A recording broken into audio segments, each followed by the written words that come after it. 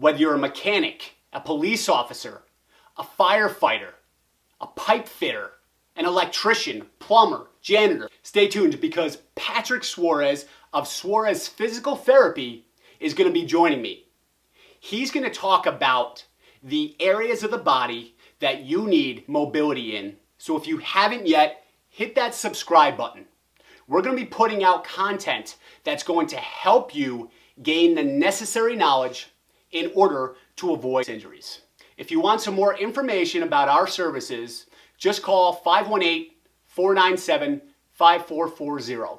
Or you can visit our website at www.fitness-artist.com.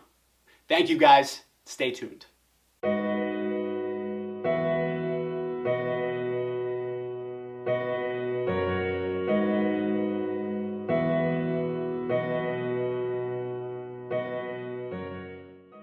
Well, we talked about stability, right, and how important that is. Mobility is also extremely important.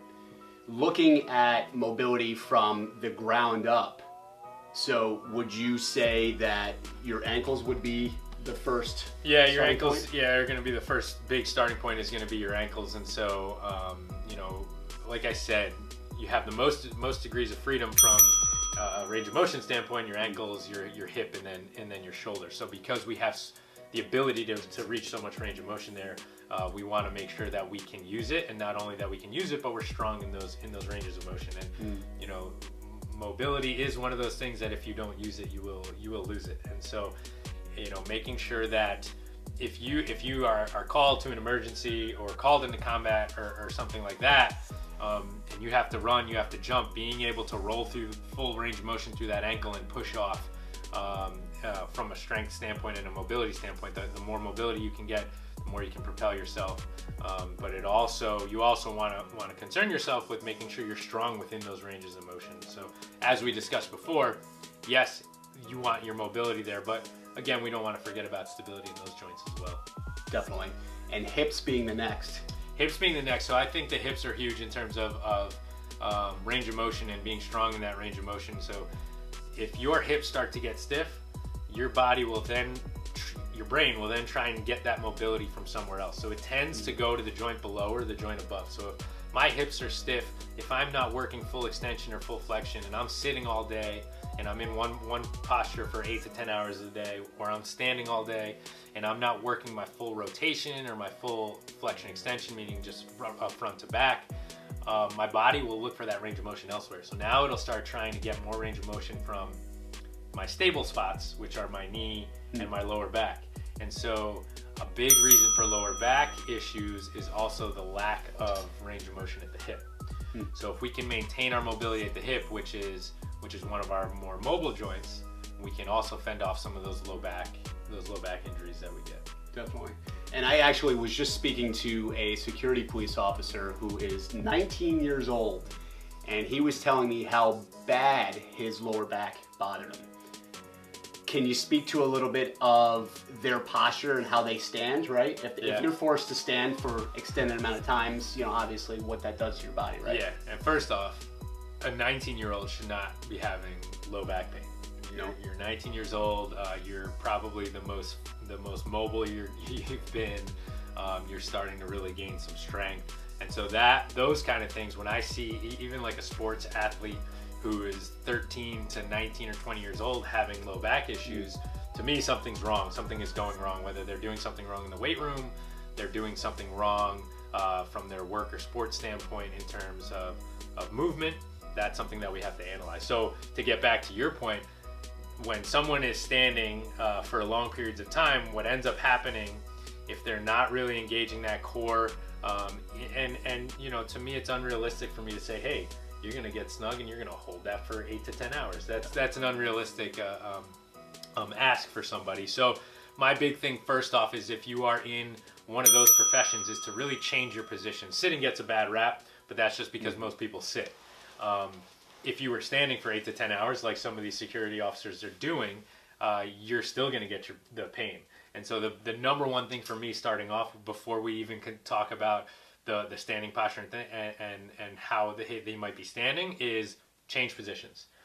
Whether it's going from a standing to a sitting position, or sitting at a desk and going to a standing desk, or every 45 minutes to an hour doing 5 to 10 air squats to counteract the posture you've been in, or whether it's doing a lunge or two, whatever might work best for you. It's just trying to get out of that posture first. That's the number one thing I would say. And then what ends up happening when they are standing for long periods of time, you tend to kind of jut the hips out forward and hang out on the ligaments in the front of your hips, and then kind of arch your back. And for our security officer, he'll have his weapon in front. And now all I'm doing is I'm hanging out on my lumbar vertebrae.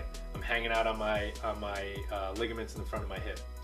So you do that once or twice, yeah, okay, you'll manage. You do that every day for 10 hours. Now you start causing micro trauma to the ligaments, micro trauma to the vertebrae. Now all of a sudden, my low back is starting to hurt a little bit. That starts increasing as you still use that posture. The front of my hips start feeling tight, but why are they feeling tight? I haven't been doing a lot of work with them. It's because that the head of the femur is pushing forward into that hip. The more and more he stands like that, pressing against the structures in the front of the hip, causing the sensation of tightness.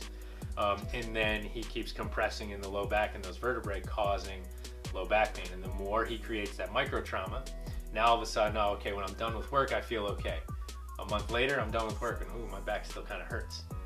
2 months later, 3 months later, now my back is starting to hurt with everything. And now the more he stands like that, the more he lengthens out the front of his core, and those muscles start to get weak. The more he hangs out on the front of his ligaments and his hip, the less he's using the backside of his hip, so his glutes start to get weak. And now those muscles that we use to help hold us up are starting to get weaker and weaker and aren't helping us as much, and it's just leading to more pain and more pain. Interesting. I think one of the biggest causes too is the lack of body awareness, right? And throughout time, like you were saying, throughout time we lose that awareness, because we go into a position where our comfort zone is in, and then sooner or later we end up falling into pain. Yeah, and you lose that awareness by also kind of just stretching some of those muscles out and not engaging them. You start losing that awareness, and your body is trying to use as little energy as possible. It's trying to conserve as much energy as possible. So when you're hanging out on those passive structures, you're using less energy, so your body's okay with it at first. Yeah. And then all of a sudden you're doing that more and more and more, and you're not using some of the active ways to stand, and you start getting that pain. Sure. All right, lastly, which I think is one of the most important for sure. I mean, they're all important, right? But your thoracic spine. Yeah, and so the thoracic spine is a big issue and a hot topic, nowadays, and especially with sitting or rounding forward with gear in the front. Your thoracic spine plays a huge role in the ability to move your shoulders and move your shoulder blade. So if you're rounded and you're stiff here, you're gonna lose some of your range of motion with your shoulders going up and overhead. And so now, when you're asked to reach up, let's say you're an industrial athlete, you're an electrician or a plumber, and you've got to reach up. If I'm slouched forward, go ahead and slouch forward for me. Put your arms out in front and raise them up. If I'm slouched forward or I'm stiff, as high as you can, get them up as high as you can. Travis has got good mobility, but he can get them up pretty high. But now if I sit him up and get some extension, look how much farther back those arms go. And so what ends up happening is if I'm rounded here, so go round again and go up. Now, if I don't have that extension, come back down.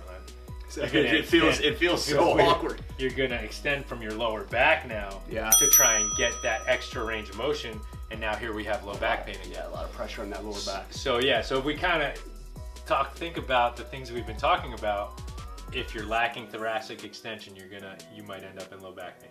If you're lacking hip mobility, you might end up in low back pain. Wow, this sounds so confusing, right? Yeah. Are you feeling confused? If you're lacking core strength, you might end up in low back pain. So it's not, when you're talking about that, it's not unreasonable to say, this is why low back pain is one of the most common injuries, one of the most common non-emergency, non-combat musculoskeletal injuries that we have in the U.S. Yeah, very, very interesting.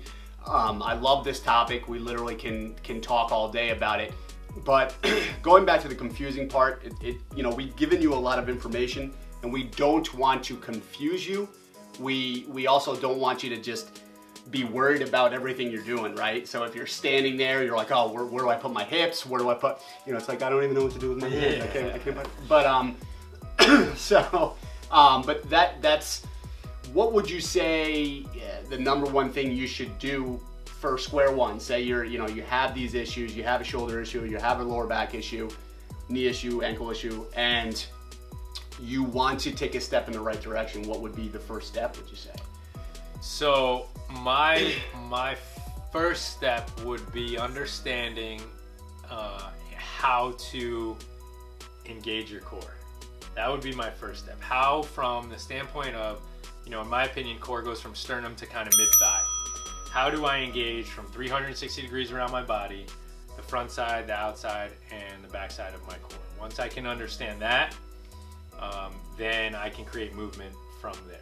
Right? So that would be my number one thing to talk about, would be learn how to engage that core, but be able to continue to talk, breathe, and then be able to move while you have that engagement around that core. That would be my number one. Sure. My number one thing. And there's definitely a lot of hope too. Our bodies are extremely intelligent, right? Correct. So the more consistent you are, just like at your PT practice, if you give somebody the exercises that you want them to do, and they do them on their own, right? Right. They're gonna get better. Right. Right. And your body will learn, and it will pick things up. That's why when you're standing in poor posture and you feel comfortable there and you're using less energy, your body will keep doing it. This is the same way. Once you start in with, let's say, a basic bird dog for your low back and your core, once you start doing that, at first it might feel a little uncomfortable for the body, but once the brain body makes that connection, and you're doing it consistently, that becomes more natural. That engagement of that core becomes more natural, and now it's a habit instead of a burden on the body. For sure. Well, I'm super excited to show you guys some really good stability exercises along with mobility exercises in all of those areas that we just discussed. So stay tuned, and definitely we look forward to seeing you soon.